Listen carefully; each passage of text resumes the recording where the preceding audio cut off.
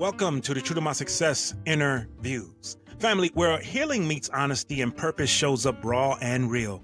I'm your host, Coach Dave, and on this show, we just don't talk to people, we listen through them. We go beyond the surface interviews and dive into inner views. The stories, the scars, and the strength behind the success. Today's guest is no exception. We're sitting down with someone whose journey touches wellness, wholeness, and walking through the fire to find peace. This is for the healers, the helpers, and the ones in the hallway between pain and purpose. So lean in, breathe deep, and get ready because this conversation might just move something inside of you. This is the Tru2MySuccess interviews. Let's go. All right, guys, welcome back to the Tru2Success podcast with Coach Dave. Listen, today is an awesome day because we are also doing the Tru2Success interviews. That's with INN interviews. You'll get it later. But listen, guys, we're doing a wonderful segment today. Family, listen, let me say it like this. There are guests and then there are voices that shift the room. And today we got one of those voices here today. Although I will say this about her, when I first met her, I did not know exactly how to configure what type of person she was, but I realized that she was a healer, a visionary, a woman who's been walking with families through the hardest chapters of their lives, not just skillful, but she leads with compassion, clarity, and with truth. A board certified expert in family medicine and palliative care, a thought leader in health equity, a guide for the overlooked, the underserved, and the overwhelmed. She's a founder of the Doctor in the Family and the creator of the Life Med Journey, two movements that put people, not politics, at the center of care. She's not just here writing prescriptions, folks. Look, she's writing a new narrative for what healthcare can feel like when it's rooted and grounded in advocacy and purpose. Atlanta, stand up. Medicine people, listen up. Family, lean in, because joining us today is none other than the voice behind healing and hope, Dr. Sherika Newman. Give it up, guys. Give it up. I feel like you're talking about somebody else here, Dad.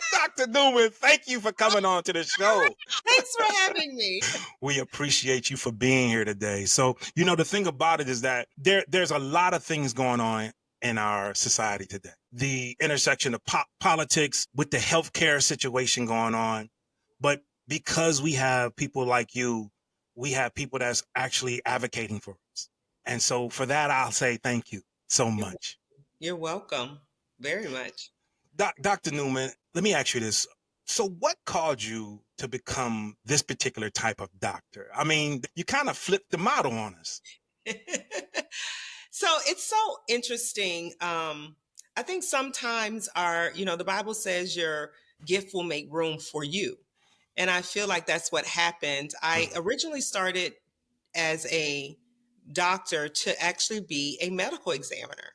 I just knew I was going to be a medical examiner. They said you had to go be a doctor to be it. I was like, cool, I'll go be a doctor. And I was a zealous kid. I've always been quite zealous. I never understood what, a boundary, I guess, was when it says you can't do anything. I believed the adults when they said you can be anything you want to be. So Absolutely. I went and became a doctor and really got in there and realized that the spirit of medicine is really what drew me to medicine and the spirit of the person. And palliative care to me, once I engaged with it, I said, this is what I'm supposed to be doing. It felt so spiritual and get down, when it comes to having a serious illness, I mean, Dave, you probably could speak to this, but when you're seriously ill, and you strip away all the things that money can't solve and you're left with nothing but stuff money cannot solve, sure. You really become to know who you are and whose you are and what works and what doesn't work. And people come to realize that the spiritual life and your spiritual being will carry you in those places. And that's something I think I've always known from a little kid. And so when I bumped into it in my profession, I was like, this is what aligns with me. This is my niche. This is what I'm supposed to be doing. And I just kept going in the field. And then after doing palliative care for so many years and talking to so many families of different faiths, ethnicities, cultures, I really came to appreciate the human experience and what we all have in common. and the things that are difficult to articulate when you don't have the words because it's inside of this construct called healthcare, and how I could advocate to help patients feel seen, heard, and valued in a system that sometimes they just can't feel that way. And it's all to me, most of the time, a miscommunication. Thank you so much for sharing that. Wow. You mentioned miscommunication. There's a lot of us out here who doesn't know the words to say.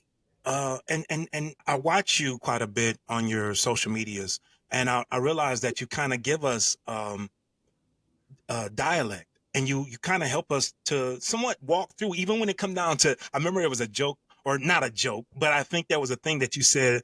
It was kind of like, we don't know what type of pill that is, type of thing. We don't know the white pill. We don't know the white square pill. And I found myself doing the same thing. So go ahead, please tell us about that one. Well, because, it's so important to advocate for yourself. And you're right. I'm a big proponent of self-advocacy. No, I always say leave the doctor with three things: your diagnosis, your treatment, and your follow-up. And part of treatment is your medicine.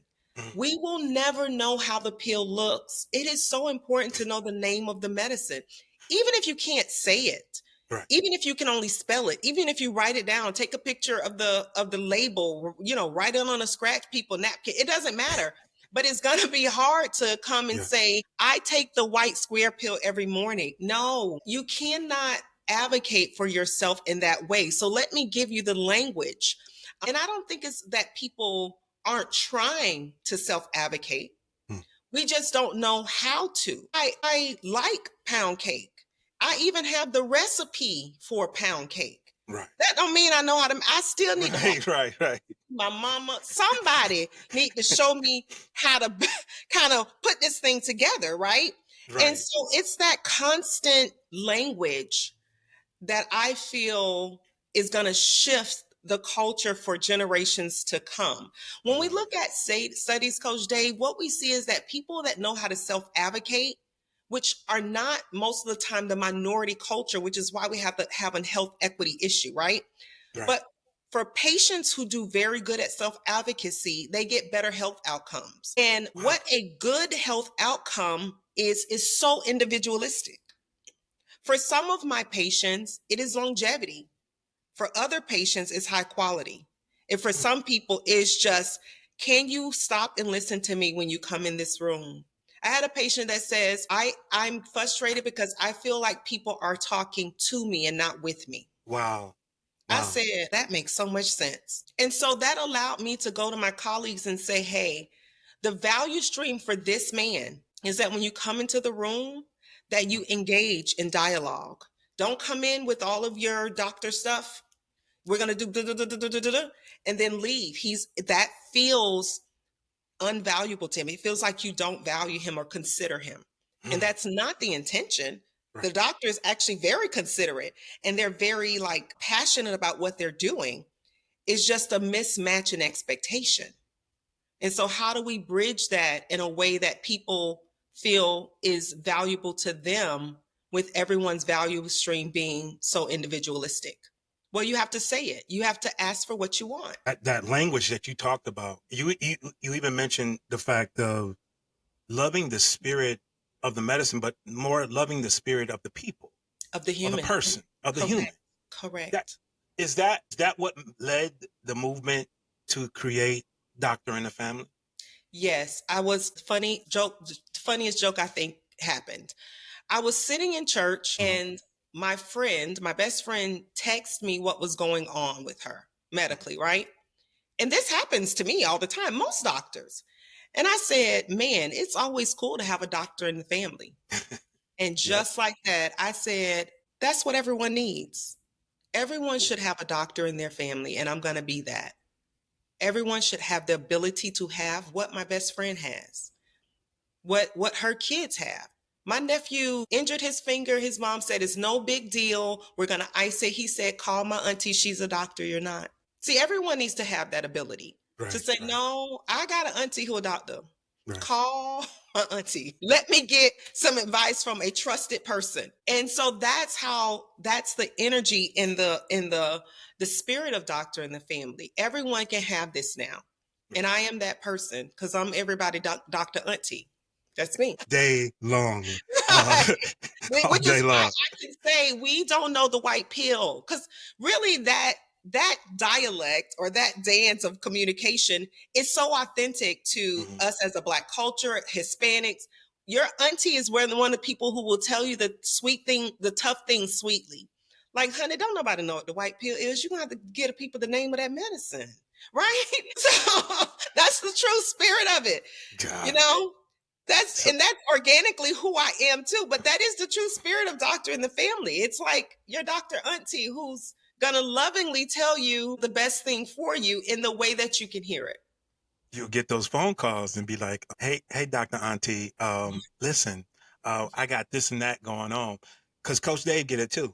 Um, Yeah. you get it too. And you be like, okay, it's 6 o'clock in the morning. But what you realize is that when you're dedicated to who you are and you're dedicated to your purpose, it's almost as if it just goes hand to hand.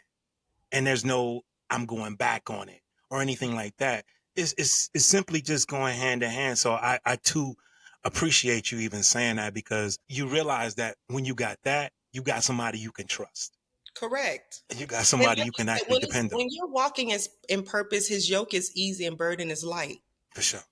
It's For sure. not even a burden. It's not even a yoke. You know what I'm saying? It's your purpose, is what you called to do. And so you are prepared for the thing that you're supposed to be doing, the journey you're on. Not that it's going to be easy, but you're prepared for whatever it brings. And the beauty of patient advocacy is what I don't know. I got a doctor friend Mm, who does, and I've been blessed enough to have colleagues that I trust and they trust me, that I could say, hey, I got a patient who's dealing with something I don't have no clue, but this is your specialty. What do you think?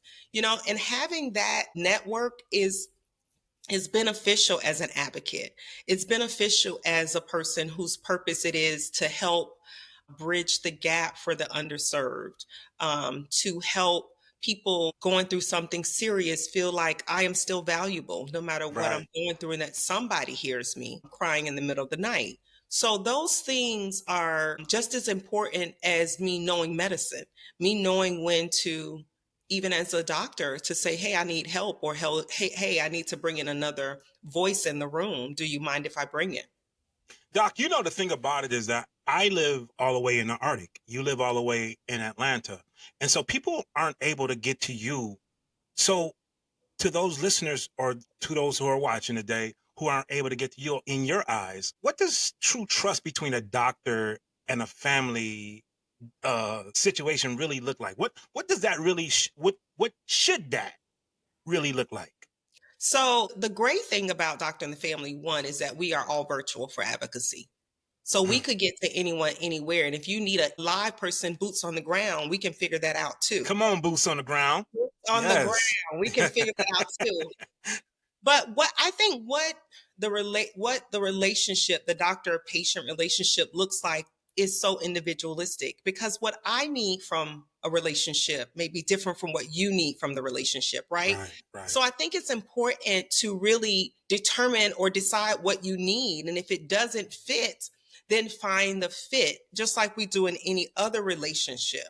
Mm, But what we know to be true is most people feel valuable in the doctor patient relationship when okay. they feel heard, Mm, whatever that means to them, right? right. When they feel valued, Mm, meaning culturally appropriate, like being able to be my authentic self inside of this room, knowing that I'm not going to be judged, that means a lot. um, Yes. if Yes. if I have a cultural difference from the person that's treating me, will that be a barrier to care?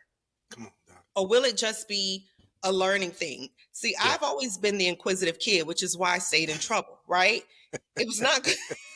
It's not good as a kid, you with me, man, drove my mom bananas. I was inquisitive as I wanted to be, but it works for medicine Rest in peace, because Mama. We love you. We love you, Mama.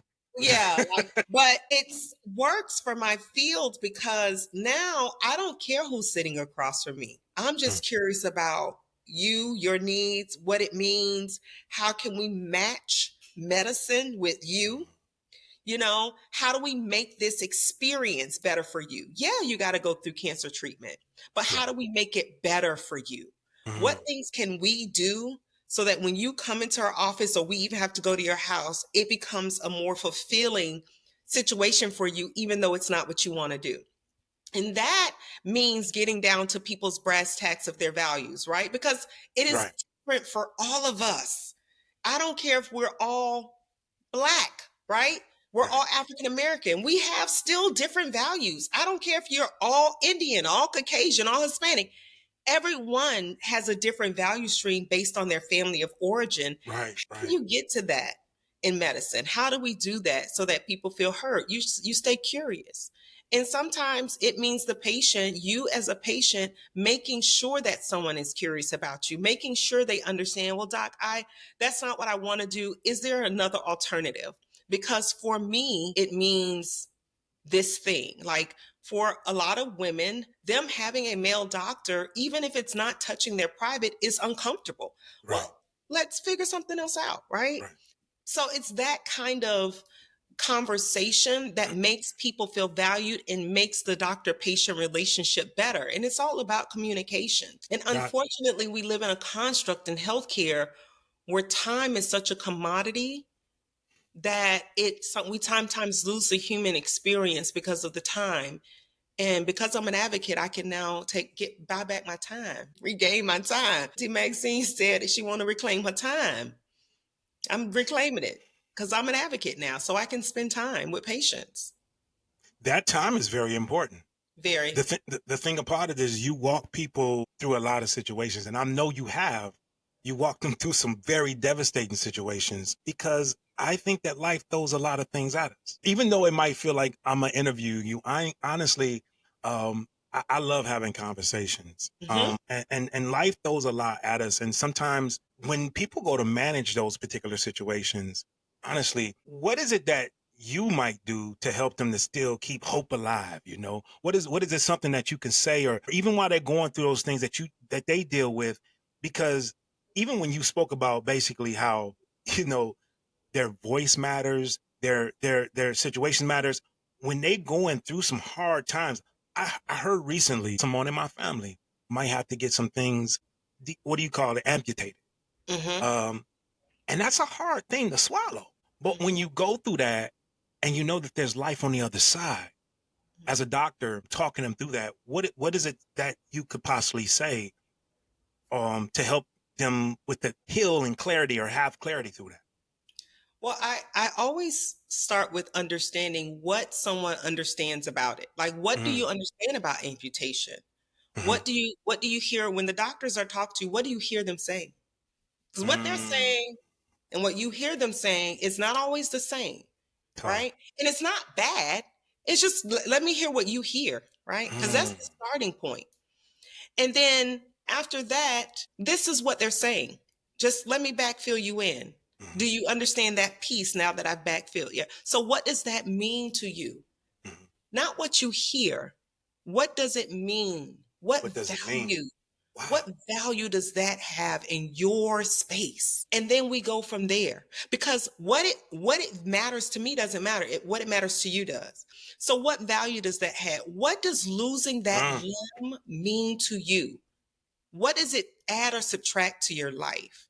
How do you see yourself on the other side of this? That's all, that's what we're talking about. And then we deconstruct and reconstruct from there. How do you define hope?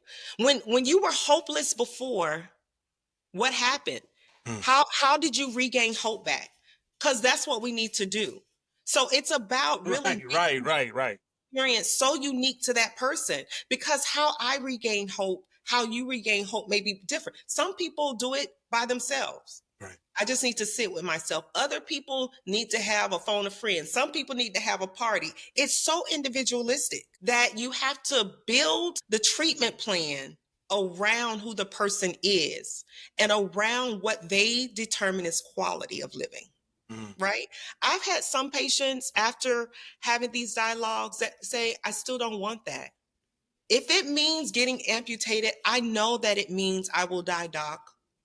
Allow me to die. Correct. And you have to honor it because I truly believe that honoring people means meeting them where they are, not where you want them to be. And so, okay, how do I meet you there? What does that look like for you? More distress for me, of course, because I'm a doctor. Right. I'm a healer. I don't want that for you. But I can honor what you want and say, how do I help you get there with the least amount of suffering, with the least amount of pain, with the conversation you need to have with family because they won't understand. Like all of those things that make you you. And it's not a one-hit thing. It's so individualized because we are just all so unique. Right. Absolutely. You can go on and on and on if you wanted to, because the fact that there's words that can come out of your mouth that can give life. Mm-hmm. I mean, not only do you have, and it's like, you chose this world. You chose this particular world. The thing about it is that you're fighting for people. You're also healing people, and you're helping people to heal. Mm-hmm. But now you're also in a very, I don't even know the words to say when I say you're in a position that you now have to deliver a message, or you have to, like you said, hear them out. That has to be even a weight on yourself. But you know what? Before we even go there, Doc, before we go there, we're going to take a pause for the cause, for the ads and everything like that. And we'll be right back with Tru2Success Podcast with Coach Dave and Dr. Sherika Newman dropping some knowledge. And that's how we close out part 1 of this powerful series on healing, wellness, and advocacy. Dr. Sherika Newman reminded us today that medicine can still be human, that clarity can still heal, and that advocacy is sacred, especially when the stakes are life or death. But family, we're just getting started. This is only the beginning of a 4-part journey. Conversations that dig deep into what it means to be whole, to be seen, and to be well with the world that often misses the mark. So here's your invitation. Don't miss part 2. We're going to go even deeper. More wisdom, more heart, more truth. Until then, I'm Coach Dave, and this has been Tru2MySuccess Inner Views. Stay rooted, stay rising, stay true to your success. We out.